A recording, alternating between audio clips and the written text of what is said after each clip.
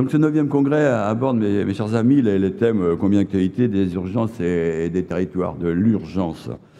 On pense bien sûr, on a tous encore en tête cette mobilisation des personnels après les attentats du mois de novembre, et que on a pu constater à cette occasion, n'est-ce pas, la mobilisation particulière, exemplaire finalement de l'ensemble des personnels du monde de la santé et de l'hôpital public, mais pas seulement de l'hôpital public.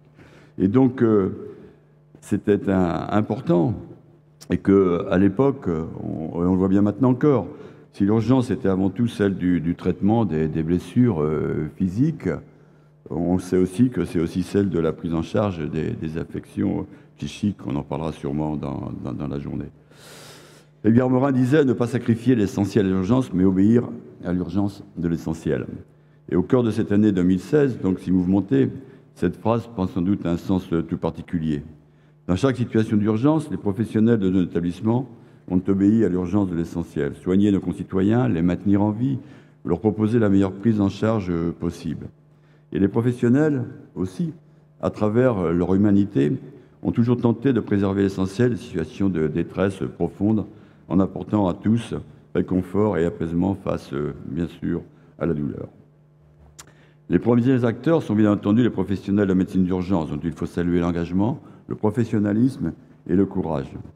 Au-delà des professionnels de ces services, c'est l'ensemble des unités de soins de nos établissements qui sont mobilisés et qui savent répondre aux situations qui sont souvent complexes. Mais au-delà des situations exceptionnelles, la médecine d'urgence, c'est aussi au quotidien des services qui débordent, des pathologies graves qui côtoient les angoisses du soir, les patients en détresse, parfois agressifs, mais je sais aussi de plus en plus agressifs, et le personnel souvent en tension. Car les urgences représentent, nous le savons tous, un point cardinal dans le parcours de soins du patient, en étant la porte d'entrée principale à l'hôpital. La Fédération hospitalière, maison commune du service public hospitalier, s'est engagée et continue à s'engager auprès des professionnels et des établissements pour tenter d'accompagner et de soutenir l'amélioration de l'efficience des services d'urgence. Force de proposition reconnue et écoutée des pouvoirs publics, notre fédération veut promouvoir 3 séries d'objectifs pour l'amélioration des urgences hospitalières. Mieux accueillir les patients et diminuer les délais d'attente. Chez nous, on parle souvent de bobologie, par exemple. Qu'est-ce qu'on fait? Comment on gère tout ça? Mieux organiser leur prise en charge à la sortie des urgences, ça s'est beaucoup amélioré, mais beaucoup de travail. Mieux coordonner la réponse des professionnels à la sortie de l'hôpital. L'actualité des groupements hospitaliers de territoire, les GHT, qui élaborent actuellement leurs projets médicaux partagés, et nous insistons toujours, le législateur que je suis, sur le 3e terme, projet médical partagé, offre une réelle opportunité de répondre à l'augmentation exponentielle du recours aux urgences, à travers des logiques de parcours, bien sûr, de soins et de santé. La structuration d'une offre de soins graduée, favorisant les partenariats entre les différents acteurs, notamment de l'hôpital, avec la médecine de ville, doit pouvoir répondre à l'enjeu de la prise en charge en amont. Et le renforcement des liens entre les hôpitaux, les structures d'aval, et bien sûr, en particulier avec les secteurs médico-social, doit aussi permettre d'améliorer les prises en charge à la sortie des urgences. Autant de thèmes qui seront abordés pendant ces 2 journées et qui seront nourrir, nous n'en doutons pas, à la réflexion de chacun. Ce congrès doit aussi permettre, à travers notre réflexion commune, de contribuer à l'amélioration du fonctionnement de nos filières d'urgence inscrites dans le parcours de soins. Les présentations et débats avec nos intervenants, que nous tenons à remercier chaleureusement, participeront bien sûr à cette démarche. Les temps d'échange informels qui rythmeront notre congrès, à travers des moments de convivialité, seront, nous le savons aussi, autant d'occasions de prolonger la réflexion et les débats sur ces sujets d'importance. Avant de conclure, je voudrais remercier, même s'ils ne sont pas ici forcément dans la salle, mais un peu plus haut, remercier nos partenaires commerciaux, car sans ce partenariat, nous ne pourrions vous accueillir dans d'excellentes conditions pour ce congrès. Aussi, je vous invite à leur rendre visite, bien sûr, au cours des temps de pause, car je sais aussi que, bien sûr, ils comptent sur vous. Bon congrès. Merci.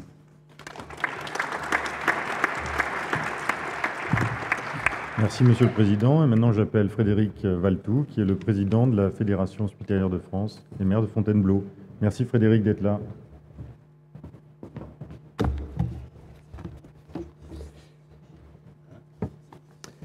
Mesdames et Messieurs, Monsieur le Président, cher Guy-Michel Chauveau, merci de tes mots aimables et de ton accueil.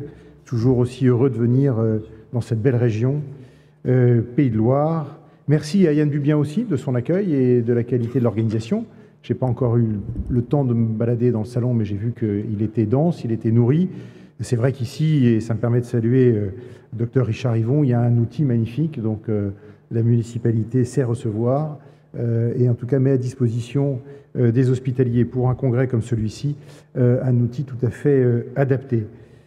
Merci à Cécile Courrèges de sa présence, parce qu'on sait à quel point, et surtout en ce moment, avec l'émergence des groupements hospitaliers territoires, les établissements et l'État, et à travers l'État, c'est les agences régionales de santé en l'occurrence, ont besoin de travailler main dans la main, et donc je pense que les hospitaliers sont sensibles à votre présence pour pouvoir les écouter aussi, leur dire des choses, mais aussi les écouter, puisque finalement la coopération et la co-construction, comme le dit Guy-Michel Chauveau, ça marche dans les deux sens, et donc se nourrir de la vie des uns et des autres. Je voudrais moi aussi saluer Christiane Coudrier qui est présente, Philippe Sudreau, le DG du CHU, et puis Gérard Vincent et son épouse qui sont là au premier rang, qui sont fidèles à l'ensemble des congrès de la fédération. Ces congrès sont importants et avec David Gruson, le nouveau délégué général de la fédération hospitalière, donc qui a démarré il y a 9 mois et qui a déjà impulsé un certain nombre de choses, mais je ne veux pas dévoiler ce qu'il dira tout à l'heure ici même à cette tribune. Avec David, nous savons à quel point ces congrès sont importants parce que finalement, et j'ai l'habitude de le dire, je l'ai déjà dit sur cette estrade l'année dernière, ou il y a 2 ans, la Fédération hospitalière de France ne trouve sa légitimité que dans le travail des fédérations régionales et le dynamisme des fédérations régionales. S'il n'y avait pas sur le terrain des échanges, des travaux, une implication des hospitaliers à travers le fonctionnement des fédérations régionales, bien sûr qu'au niveau national, nous serions, si ce n'est un peu déconnectés, en tous les cas, sans doute moins accompagnés dans les travaux que nous menons et moins légitimes à porter les messages que nous essayons de porter auprès des uns et des autres. Vous savez à quel point, et Guy-Michel Chauveau l'a rappelé, la Fédération hospitalière de France a à cœur d'être toujours plus la grande maison de commune des hospitaliers, à un moment où l'hôpital, la gouvernance de l'hôpital s'est progressivement ouvert à des partenariats divers. Bien sûr, il y a le corps médical, bien sûr, il y a les gestionnaires, les directeurs, mais de plus en plus les élus qui historiquement ont toujours été présents dans la vie de l'hôpital, mais maintenant en tous les cas l'appréhendent peut-être de manière plus aiguë, les patients bien sûr, qui depuis quelques années prennent une place et cette place n'est pas encore complètement aboutie, laisse une place dans la gouvernance de nos établissements et en tout cas dans le partage et l'échange autour de l'avenir de nos établissements. Donc toute cette diversité-là, notre fédération a à cœur de la représenter le plus largement possible. Évidemment, je dois ajouter aussi le versant médico-social et ce deuxième pilier, cette deuxième jambe de la Fédération hospitalière de France qui, en son sein, regroupe l'ensemble des établissements médico-sociaux et avec lesquels nous travaillons pour, là aussi, essayer de faire en sorte que ces deux filières, entre guillemets, si ce n'est ne fassent plus qu'une, mais en tous les cas, travaillent de plus en plus à concrétiser ce parcours de soins, ce parcours de prise en charge pour les patients que nous appelons tous de nos voeux, c'est-à-dire un parcours plus fluide, mieux structuré pour le bénéfice des patients. Et on constate d'ailleurs que dans le nouveau conseil d'administration qui a été mis en place ces derniers mois dans les régions, eh bien, nous avons une représentation plus équilibrée au sein de notre fédération de l'ensemble de ces différentes parties prenantes de l'hôpital et ça c'est bénéfique et il faut s'en féliciter. Alors sans aborder les chantiers d'actualité puisque David Gruson le fera dans quelques minutes, simplement un mot sur la plateforme politique qui est l'exercice qui nous préoccupe et nous occupe principalement en cette période pré-campagne présidentielle. Vous savez que la Fédération hospitalière a une tradition qui est de verser au débat public, à la veille d'un rendez-vous électoral aussi important que la présidence, des propositions pour l'avenir de l'hôpital, mais au-delà pour l'avenir du système de santé dans sa généralité, en général. Et ces propositions, nous sommes en train de les élaborer. Et peut-être différemment que lors des précédentes éditions, des précédentes campagnes présidentielles, nous avons voulu, et le conseil d'administration l'a souhaité, eh bien que cet exercice se nourrisse aussi, en plus des groupes de travail qui se tiennent à Paris, en plus de ce que les fédérations régionales nous apportent comme copie, comme idée, comme proposition, se nourrissent aussi d'un Tour de France, avec cette idée que, sans doute, que dans cette plateforme figurera en bonne place l'idée que nous avons besoin aujourd'hui, les hôpitaux ont besoin, les établissements publics de santé ont besoin d'un peu plus de souplesse, d'un peu plus d'air, d'un peu plus d'oxygène, et que l'expérimentation, le laisser-faire à partir d'un moment où effectivement on reste, bien sûr, dans le cadre de la loi, mais le pouvoir donné aux équipes locales d'imaginer des réponses les plus adaptées à leur territoire doivent être absolument mises en avant. Or, il n'y a rien de mieux pour plaider ça que de montrer, et ce sera sans doute un aspect de la plateforme, eh bien qu'il y a déjà beaucoup d'inventivité, d'adaptabilité dans les établissements et dans la manière dont les hospitaliers savent répondre aux réalités de chacun des territoires. Et donc ce Tour de France nous permet de recueillir des bonnes pratiques pour, là aussi, montrer que lorsqu'on prend le temps d'aller regarder établissement par établissement, territoire par territoire, il y a énormément déjà, non seulement de choses qui existent, mais qui parfois peuvent être reproductibles, mais il y a en tous les cas énormément de bonne volonté, d'envie de bien faire et d'envie de mieux servir.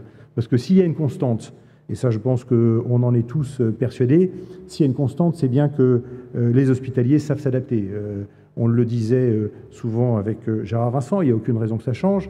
Quand on regarde sur quelques années, mettons une dizaine d'années, quinzaine d'années, l'ensemble des réformes qui ont touché l'hôpital, l'ensemble des contraintes qui ont pesé sur l'hôpital, on voit qu'il y a là des organisations qui ont su s'adapter. Il y a les contraintes administratives, il y a les contraintes budgétaires, enfin il y a le cadre administratif, ce n'est pas toujours des contraintes, il y a le cadre administratif, il y a les contraintes budgétaires, le budgétaire c'est souvent des contraintes, puis il y a aussi les progrès de la médecine, l'évolution de la prise en charge, enfin bref, toutes ces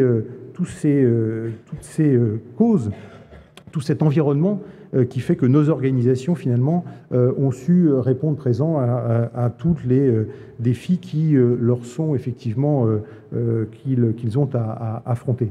On va aborder dans ces journées plus particulièrement la question des urgences, mais la question des urgences, elle a pris une ampleur qu'il y a 10 ans, on ne soupçonnait pas. Et l'entrée, le lien des Français à l'hôpital par l'entrée aux urgences est une nouveauté qui impacte très fortement les organisations qui sont traditionnellement les organisations hospitalières.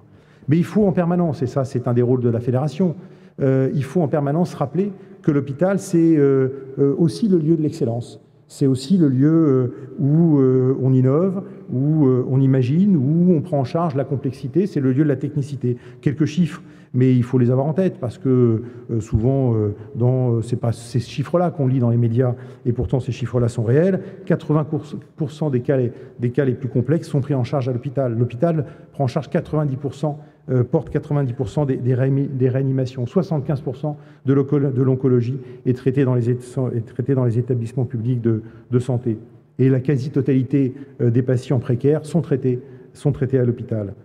Dans le même temps, l'hôpital, c'est aussi le lieu de l'innovation, je le disais, avec plus de 500 programmes de recherche clinique et 230 brevets déposés chaque année par les établissements publics de santé. Donc c'est vrai que cette petite musique qui inévitablement est plutôt celle que l'on lit dans la presse ou qui rejaillit parfois dans le débat public d'un hôpital qui serait un peu à la traîne de ses statuts, de ses déficits, de ses lourdeurs, etc. Inévitablement, c'est pas cette réalité-là que nous on connaît. Mais pour autant, ça ne veut pas dire que effectivement le paysage est rose, que tout va bien à l'hôpital et qu'il n'y a pas encore de nombreux combats à mener et vous les connaissez. En tous les cas, c'est vrai que nous souhaitons insister dans les mois qui viennent sur la juste place que l'on doit reconnaître à l'hôpital. C'est-à-dire l'hôpital doit être le pivot de notre système de santé. Aujourd'hui, c'est la variable d'ajustement. C'est la variable d'ajustement parce qu'on prend en pleine figure les dérèglements de la médecine de ville, les insuffisances de la médecine libérale, les excès parfois de cette médecine libérale. Et finalement, c'est à l'hôpital de s'adapter à ce qui fonctionne ou ne fonctionne pas autour, plutôt que de manière très claire, on ait affirmé cette place pivot de l'hôpital. Donc il faudra, dans les mois qui viennent, veiller à caler le mieux possible, à préciser le mieux possible la place de nos établissements hospitaliers, veiller aussi à leur juste financement, parce que si on sait que la T2A a permis aux hôpitaux de faire de vrais progrès et de passer un vrai cap en matière de gestion, il y a aussi des dysfonctionnements qui sont pointés, dénoncés, mis sur la table depuis longtemps. Sur ce sujet, on n'a pas beaucoup progressé ces dernières années et ça reste un sujet qui est ouvert. Et le juste financement, c'est aussi un Ondam qui soit adapté à la mission qui est demandée par les autorités gouvernementales, quelles qu'elles soient, à l'hôpital. Or, l'Ondam de cette année n'a jamais été aussi bas.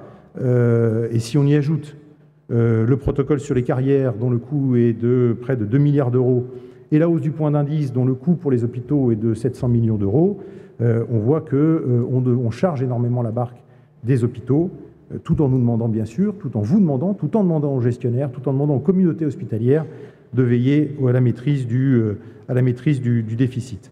Bref, ces injonctions contradictoires, ces contradictions parfois dans le positionnement, dans la place que l'on souhaite laisser à l'hôpital, c'est à nous de nous battre pour essayer de corriger le tir, de faire entendre notre voix de manière forte.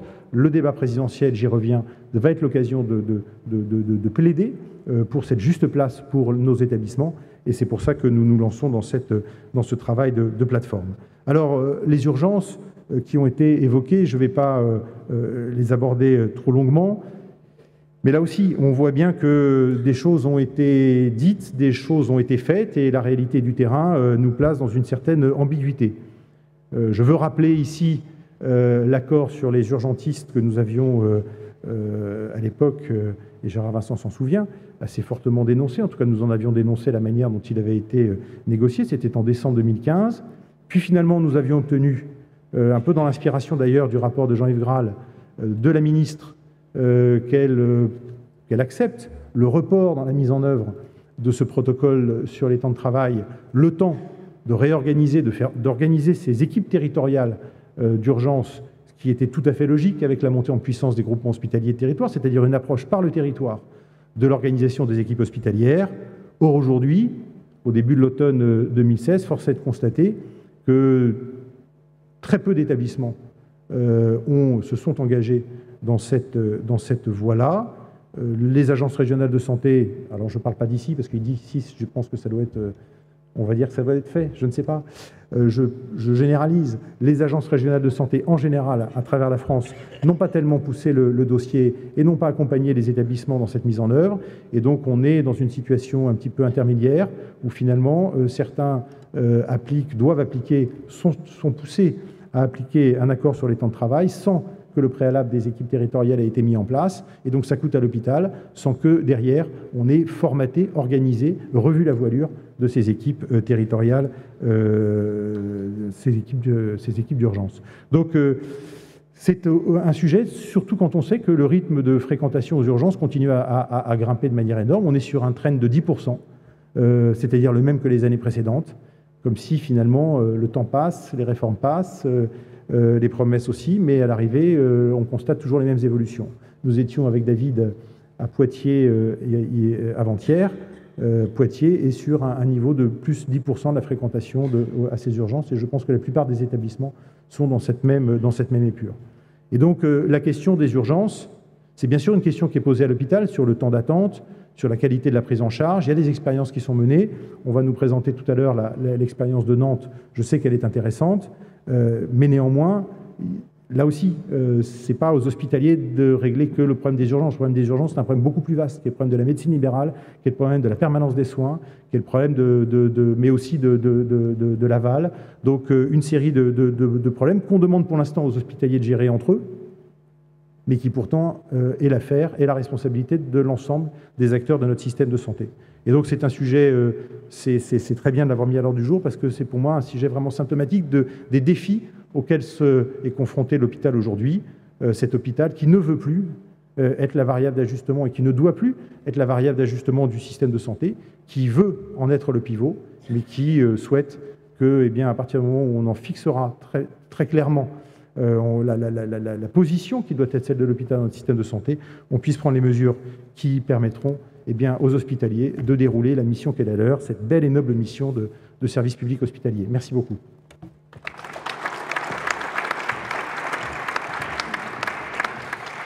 Merci beaucoup Frédéric. Et maintenant j'appelle le docteur Richard Yvon, qui est le représentant du maire d'Angers.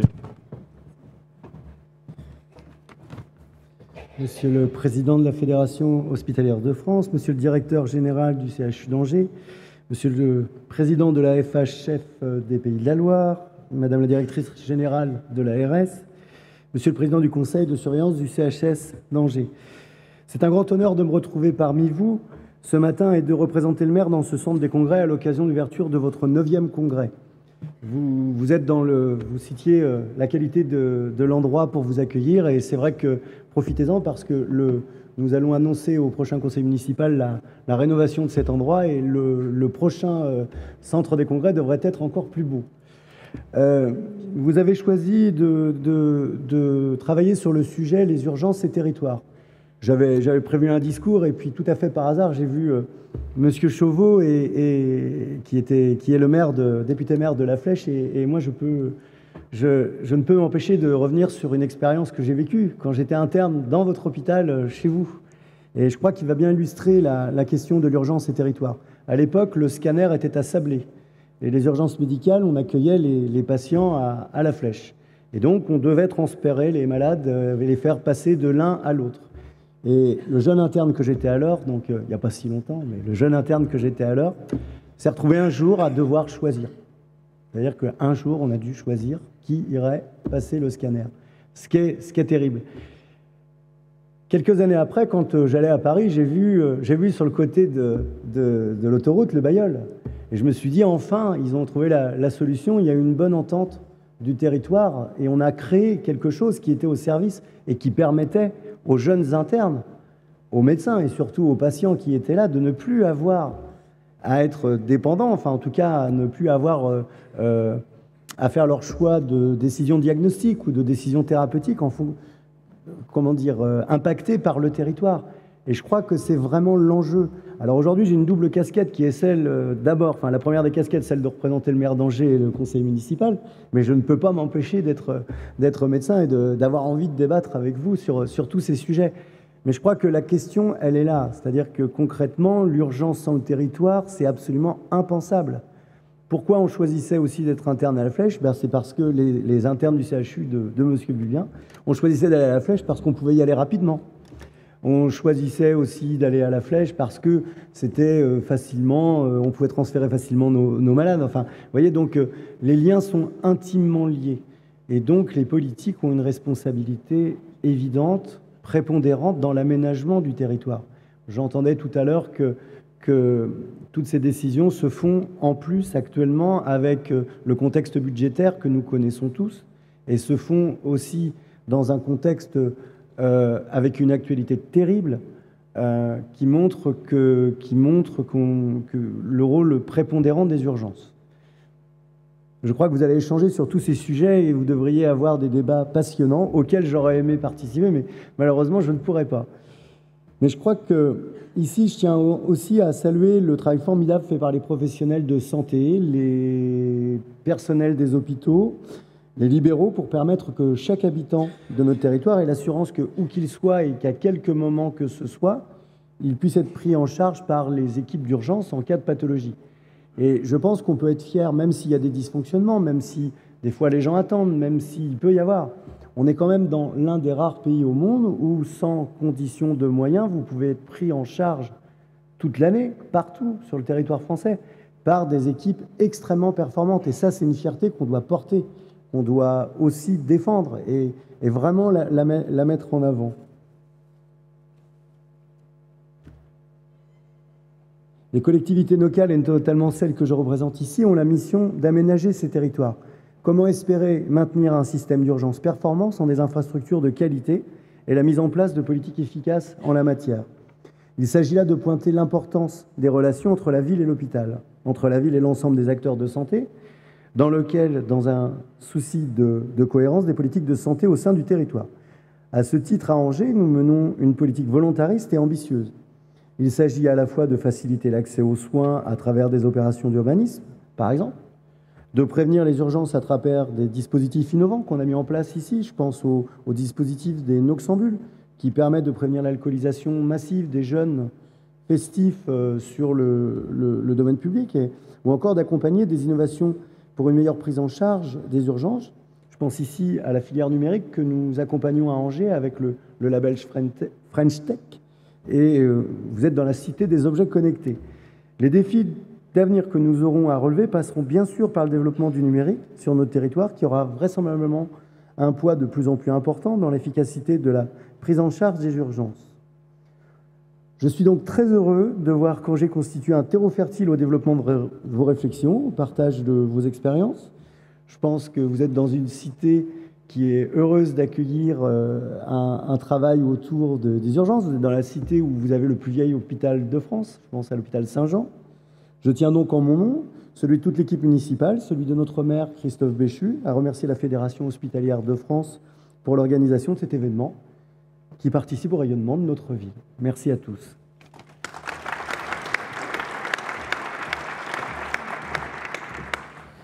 Merci Richard. Et puis pour terminer donc ces discours introductifs, j'appelle Cécile Courrèges, directrice générale de l'ARS des Pays de la Loire.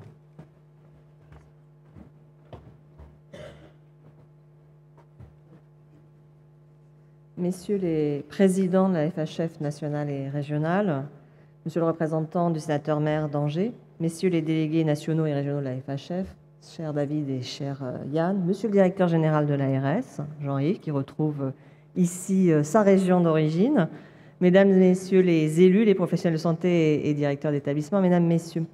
Je suis très heureuse aujourd'hui participer pour la deuxième fois maintenant à l'ouverture du congrès régional de la FHF. J'ai souhaité effectivement pouvoir être personnellement présente sur ces 2 journées avec vous parce que je crois qu'effectivement ce qui est important dans cette région, c'est ce qui a été souligné, c'est l'état d'esprit de cette région, de le savoir travailler ensemble, quelles que soient à un moment donné les divergences qu'on peut avoir, les difficultés qu'on peut avoir. Guy Michel Chauveau l'a dit, co-construction. Je crois qu'on vient d'en faire ces derniers mois une très belle illustration avec le travail qui a été conduit autour des groupements hospitaliers de territoire, qui n'a pas été un exercice facile, évidemment, vu l'enjeu que cela représentait.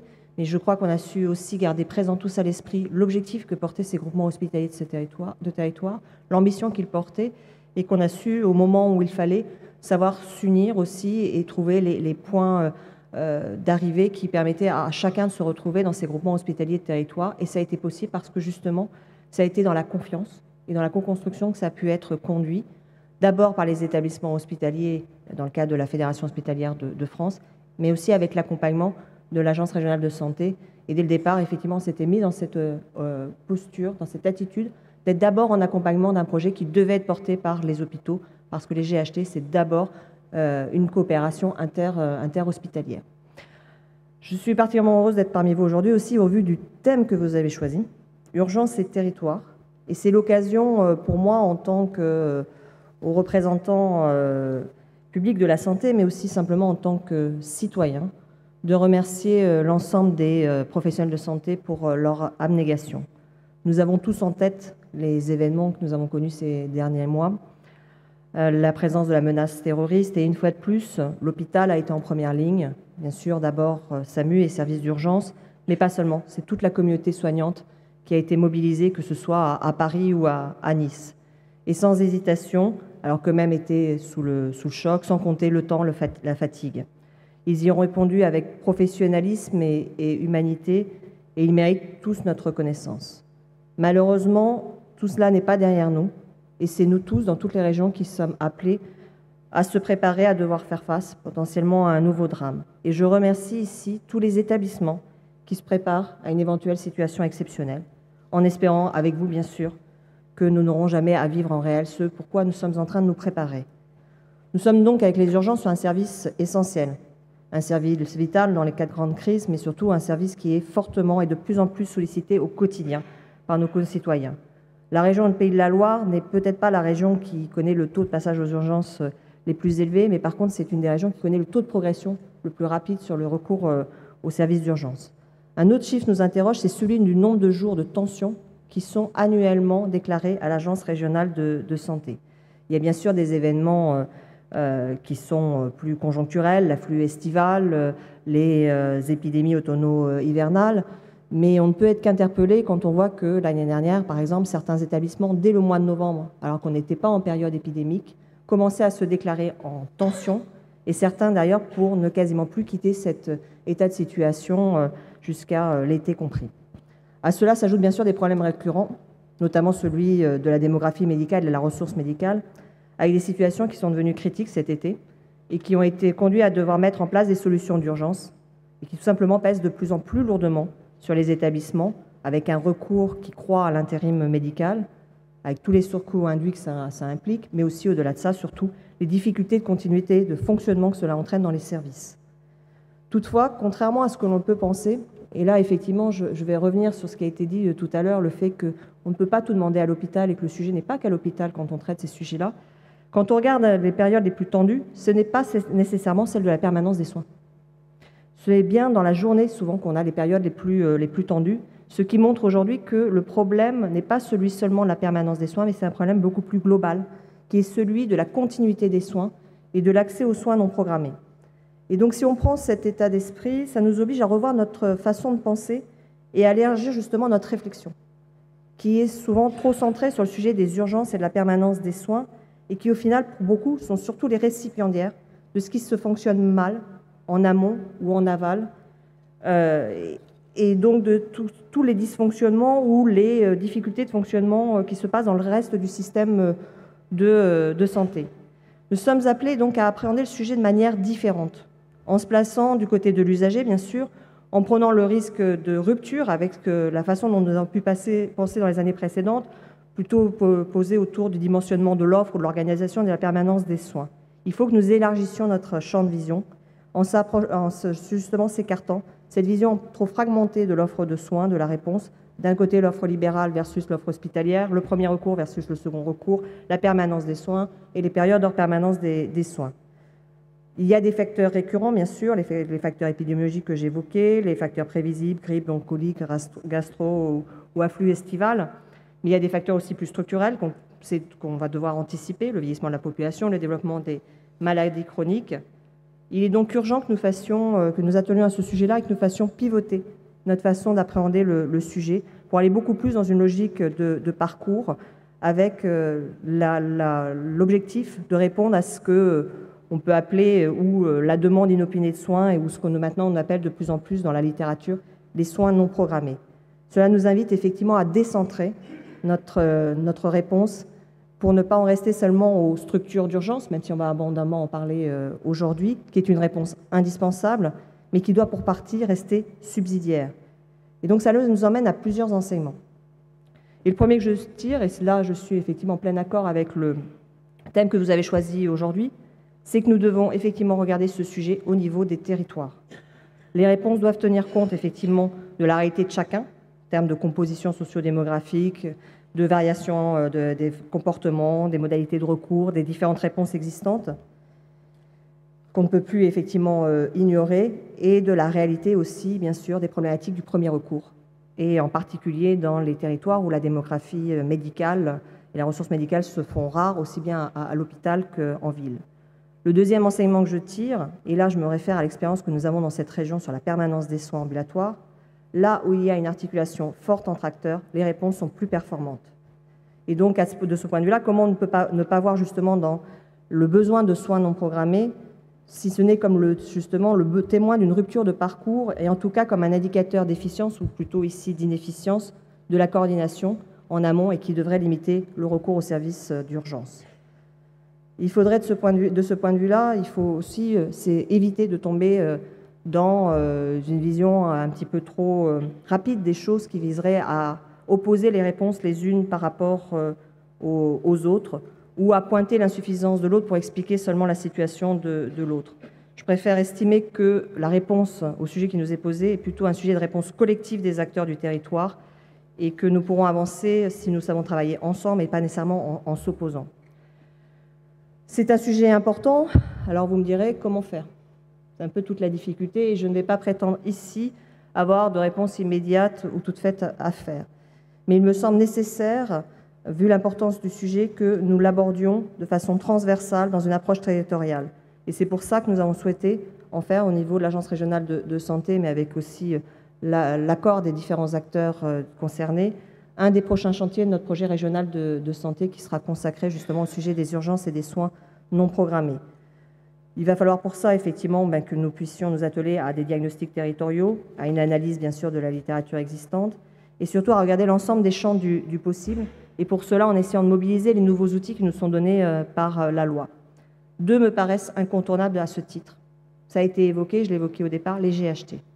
Forcément, et vous le savez, le sujet fait partie intégrante des attendus de l'agence. On a été amené à le redire récemment, mais je crois que même si nous ayons à l'exprimer au niveau de l'Agence régionale de santé, tous les établissements de santé de la région l'avaient identifié comme un des sujets prioritaires de leurs projets médicaux partagés. Le sujet de l'organisation territoriale de réponse en urgence va faire partie, on en est tous bien conscients, des premiers tests en réel pour les GHT. Ça va être difficile, effectivement, de pouvoir faire comprendre à la population la plus-value des GHT si, au final, ça ne permet pas simplement et d'abord de sécuriser le fonctionnement des urgences, et notamment dans les périodes estivales. On l'a bien vu cet été, où quand on a eu des difficultés à connaître, où certains établissements ont été amenés à nous alerter, je pense par exemple en Loire-Atlantique, en Vendée ou en Mayenne, on a bien vu que pour répondre à ces situations, il était difficile de pouvoir le faire si on ne rentrait pas très vite dans une approche territoriale. À mobiliser aussi, dans cette logique plus large de soins non programmés, bien entendu, les différents outils qui vont permettre de mieux structurer l'offre libérale, parce que c'est là aussi, bien entendu, qu'on a un des cœurs du problème que nous connaissons aujourd'hui au niveau de la surmobilisation des services d'urgence. Et là aussi, il faut pouvoir mobiliser les nouveaux outils qui nous sont donnés, équipes de soins primaires, maisons, pôles de santé, futures communautés professionnelles territoriales de santé. Là aussi, une concertation avec les acteurs va devoir être conduite. Et puis, il faut se donner les moyens, effectivement, de rendre nos réponses les plus adaptables possibles aux situations les plus très conjoncturelles jusqu'aux situations sanitaires les plus exceptionnelles. Et donc, ces travaux, d'ailleurs, vont être complétés par une étude qui a été lancée. Je ne sais pas s'il y a des représentants de la CRSA ici. Enfin, en tous les cas, il y a des membres de la CRSA qui sont ici présents. La CRSA a souhaité elle-même lancer une étude sur la perception du fonctionnement des urgences et des soins non programmés par les usagers. C'est un autre travail que nous allons pouvoir utiliser dans nos propres réflexions. Et ça va être bien sûr, le sujet des soins non programmés va être bien sûr un volet systématique que des futurs travaux que nous allons avoir à conduire au niveau de chaque territoire dans le cadre des futurs conseils territoriaux de santé. J'aimerais conclure de ce point de vue par une note optimiste. Parce que je pense qu'on va parler longuement dans les 2 jours qui viennent, justement plutôt des difficultés, mais aussi effectivement un certain nombre de retours d'expériences positives. Dans cette région, nous avons su faire face au sujet de la permanence des soins ambulatoires, qui est encore une réalité dans cette région. Ce qui n'est pas le cas, vous le savez bien, dans plusieurs régions, dans plusieurs départements de France. Et donc, si nous avons su le faire, je n'ai pas de doute que nous saurons aussi, demain, traiter le sujet avec j'espère, le même succès des soins non programmés. Et c'est ce que je nous souhaite à tous, et je sais que je sais pouvoir compter sur vous pour que nous puissions essayer de faire avancer collectivement ce sujet. Je vous remercie.